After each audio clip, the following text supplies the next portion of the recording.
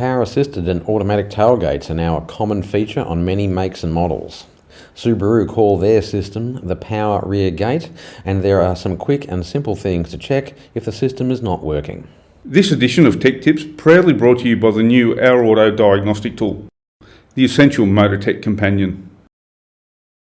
There are many different variants of the Subaru power rear gate system, but they all share similar components and operational characteristics.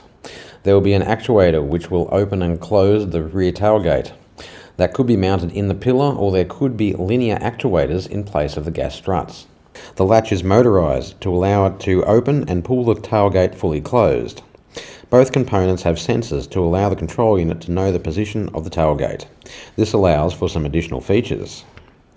Subaru allows the driver to set the maximum height that the tailgate will open via the memory height feature.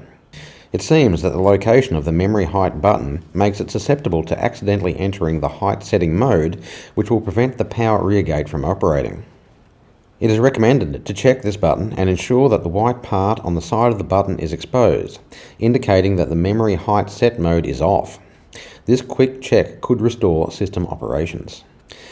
For further information such as wiring diagrams, component testing and initialization procedures for the Subaru power rear gate system, see the November 2023 issue of VACC's Tech Talk magazine. Log on to VACC MotorTech or call VACC's Tech Advisory Service.